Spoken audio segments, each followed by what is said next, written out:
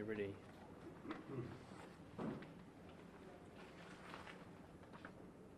Right. All good? All good? Everyone good? Yep. Hey, well, thank you so much for being here, and it's great to be here with fellow mayors in Northland and the local Member of Parliament for Northland, Grant McCullum. I want to start by expressing my concern that thousands of New Zealanders in Northland have been without power since yesterday, particularly on a cold winter night. I know this will be a troubling time for families, businesses and communities who are impacted, and I want to assure you that getting the lights switched back on and homes warm again is an urgent priority. I know that many houses are now back to full power, but my thoughts are with those that are still without power. I'm also concerned for the businesses that are unable to operate at this time. I'm assured that work is underway to fix this as quickly as possible. I visited the site this morning with Transpower and acknowledge Mark Ryle from Transpower, who's here with us today, and the work that is being underway on site to restore the pylon which has collapsed. Whilst there is still an investigation underway in terms of the cause of the incident, I want to make it very clear that getting answers to understand what happened is a top priority. As you know, Transpower has already started its own internal investigation, which is critically important. But at the same time, I will also be asking the Electricity Authority, which is the electricity regulator, to undertake a review into this incident under the Electricity Industry Act. Officials are also providing me with advice on other possible avenues of inquiry and investigation, and I'll be considering whether to stand up an independent government review. I've also been advised that WorkSafe has been notified and is making initial inquiries to understand what has happened. They are working to verify the full facts. WorkSafe has a range of actions that it can take, including investigations and, if necessary, enforcement. It's critically important as a first priority that the work that Transpower has underway to get the power fully restored is done as quickly as possible. Secondly, it is to make sure we understand what has happened. It is important that what has happened doesn't happen again, not just the lessons for Northland, but for the rest of the country. And with that, I'm happy to take questions. Are we concerned about another pylon falling down, or is this an isolated incident? I'll let you answer that question, Mark. Do you want to step forward? We believe it's an isolated incident. So we believe it's an isolated incident. We're not concerned about another tower. What leads you to believe that? I mean, what have your investigations shown? The investigation is underway, as Simeon said. I think it's very hard to prejudge that. We're really focused on getting the lights back on, and that's where our crews are. But there was work going on at site. A tower shouldn't have fallen down. We need to find the bottom of it and understand all the root causes. So we will do that.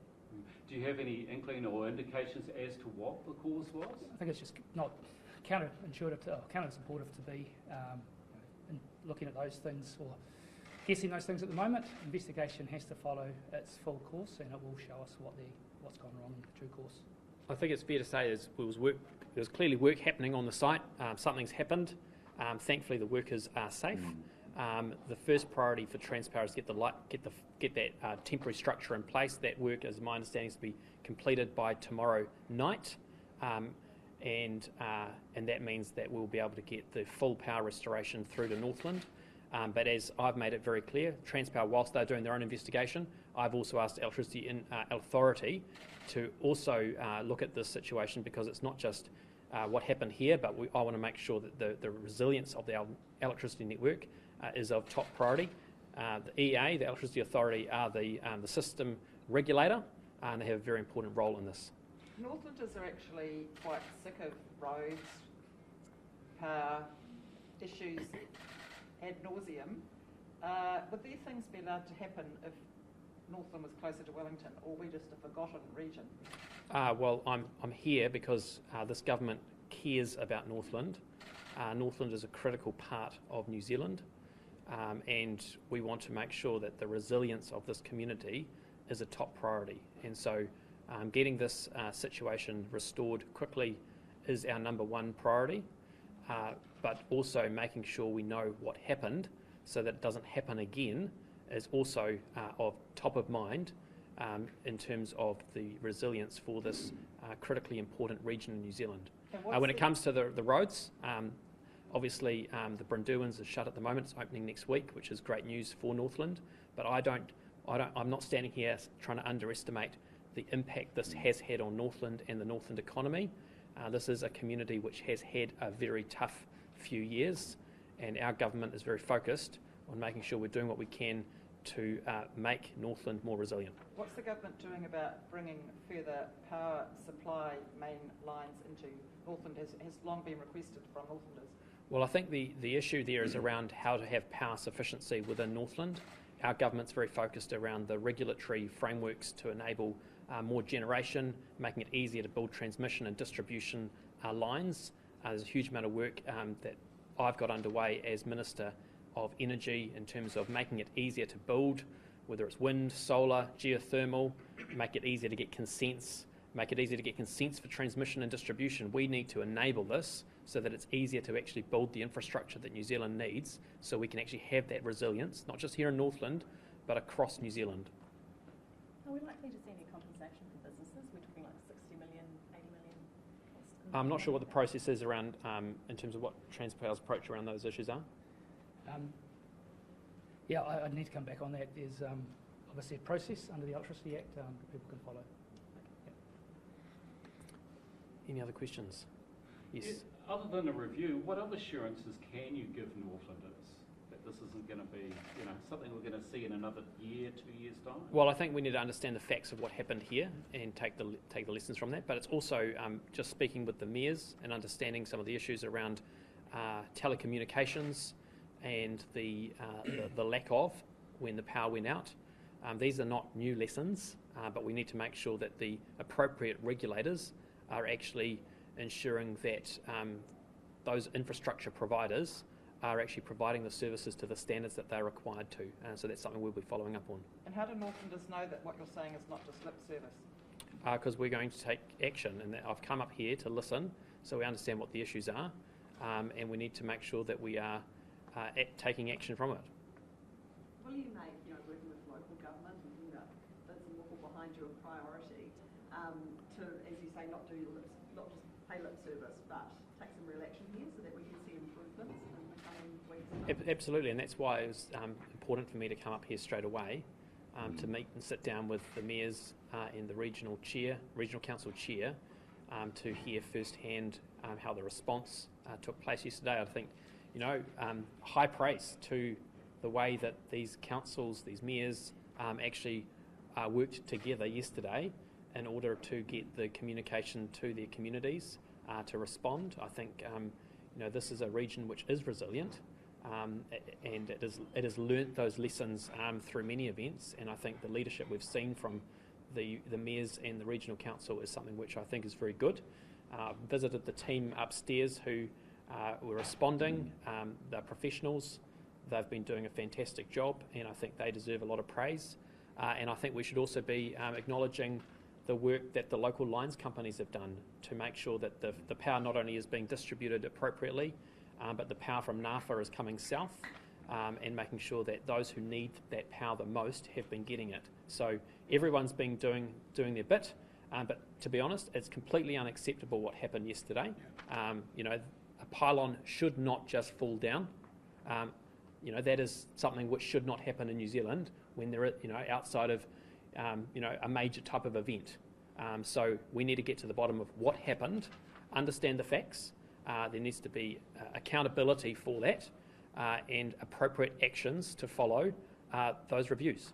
And Minister, how confident are you in the timeline for fully restoring power to the region? Well, I was on site, as I said this morning. Transpower has informed me that the temporary structure will be in Auckland by this evening. All things going well, will have that up by tomorrow evening. They'll be able to have the power fully restored. The site, fortunately, is very close to the road, which makes it a lot easier to access, get equipment onto, which I think makes their job a lot easier. So I'm confident that that is what they'll be able to do, and I expect they'll be working around the clock to achieve that. And I know they're working till midnight on the design of it. I think they signed off the design at midnight last night, so they are working very quickly. What about the potential for sabotage of the power pylon as a cause? Oh, well, look, ultimately there's a review underway. I mean, the issue was, I think Transpower's made it clear, people were working on that particular pylon at the time, and so there's an investigation underway in regards to what Transpower is doing. But look, we're looking at some of the wider issues as well, and we want to make sure that there is appropriate accountability. And what's your message for Northlanders who had to go through the power cut? Well, it's unacceptable. It is unacceptable what happened yesterday. As I said, this should not happen, and we need to make sure that it doesn't happen again. Maybe this is a question for Mark. How concerned are you still about rolling outages, and particularly I know that people in Warkworth, Snells Beach, Omaha were asked to conserve power last night. What's the situation there? Yes, we're getting as much capacity as we can through the 110 kV circuits and better generation within the region. We thank Top Energy and North Power for their support. They're managing that load, and at the peak time it will get tight. So we do ask if people can just, between that 5 and 9 o'clock, conserve a bit of electricity. We want people to stay warm. We want people to have their normal lives. But if you don't have to put the dryer on, if you can turn all the lights off in the rooms you're not using, maybe drop the heat pump 1 degree. It'll just help everyone have a bit more power to get around. Then the load drops away over the weekend. So we're confident that we'll have the temporary line in place. As Simeon said, we're targeting the end of Saturday. We've got Sunday as a backup, and really load picks up again on Monday. So we're confident that we're targeting that, and we'll have that back in time for that. How often does something like this happen in New Zealand? It's very rare. How many times has it happened in the last X number of years? So I guess your question Is this the first time? You're talking about a tower collapse or power going out? That a whole region is out because the only power line basically is... Well, there's actually 2 power lines because 110 kV is up, and most people have power in the region. The last one would have been the flood event in Redcliffe during Cyclone Gabrielle. And do you have a message for Northlanders? Yeah, we just apologise for the inconvenience of people losing power yesterday, and for anyone who still has any issues today. It is unacceptable. A pylon shouldn't just fall down, and as Simeon said, we're committed to getting power back on as quickly as possible, getting resilience up, and investigating thoroughly. And we'll be honest and open with that review. And we want to learn as well, because we don't want this to happen. We pride ourselves in the performance of our grid, and we deliver a pretty good service on an international scale, a great service. These things shouldn't happen, so we need to find out why and make sure they don't again. What's the pretty good service on an international scale? What does that look like in practice? I think our availability is something like 99.8% available across the grid, across the country. So, your international peers, that's good. We've got a long, stringy country. We've actually got a much tougher job than some other places in the world. We're in the roaring 40s, so I think the electricity system in New Zealand does a great job keeping the lights on and making everyone able to be so resilient, so used to it just coming on. You flick the switch, there's thousands of people out there every day working across generation, transmission and distribution, making that happen. And we do a really good job as an industry. Great. I've got a question for one of the mayors, if I could. One who wants to step forward? Sure. Yeah. Which one? He's the furthest one. There you go. Yeah. One of us, either one. Okay. So, from what you've heard today, are you satisfied? Is what you heard good enough? I think that when we think about the short-term solutions, we as a Mayoral Forum are incredibly satisfied that we know with certainty with the Minister of Energy here himself that we will see the restoration of business as usual energy to our region by next week, just in time for the reopening of our gateway, State Highway 1 at the Brenduin. So everybody, no mai haere mai ki te taitokerau, come up here and spend your money. We definitely need it. In terms of the longer term planning though, that's where all of these learnings and these lessons have to come into play. Through Cyclone Gabrielle, our recovery plan highlighted 3 key resilience projects for our region. That was around transport, communication and power. Yesterday we saw all 3 of those fail again. So what were the learnings from Gabrielle and from yesterday's incident that we can take forward and work together with central government to make sure that our region is resilient and this never happens again? Because we're beginning to look like a bit of a third world area up here. It's hard to attract business, isn't it? into an area like this if we haven't got that strong infrastructure? We need that reassurance really that this is going to happen. It's not just going to be lip service, don't we? I think we've got that reassurance today. I think the Minister's made it very, very clear, and also Transpower have made it very clear that this is a once-off situation, and I do hope from all the conversations that they're saying now that it's not going to happen again. Northland is open and has been open all the time. We are here working together. You've got the 3 mayors and the chair of the regional council. We're all working together to make sure Northland goes ahead. This is the whole purpose of what we're doing. And with the Minister being here as well, really does reinforce that. I think our saving grace, and this is absolutely the gratitude that we have to give to Top Energy, our local lines company, for the investment they made in the Ngāwha geothermal park. Without that investment, Northland would have been dark last night. Right. So that investment and that foresight and that planning that happened decades ago to see that plant open up has paid off in spades. Yeah. Will you be talking to government and saying, hey, we need more investment like this, in our infrastructure in the north, or...? We're in the process of doing that at the present moment. We know that there are several operators who are looking at opening up in Northland as well, not just in Whangārei. So we are aware of this also happening. Let's not forget we're still recovering from the effects of Cyclone Gabriel, and we have to thank these lines companies. We have to thank these lines companies for some of the work they've done over the previous time. They've done a wonderful job, and we have a challenging geographic environment up here, where it is difficult to keep lines and infrastructure working at times. We have so many soil types, we have impacting weather events.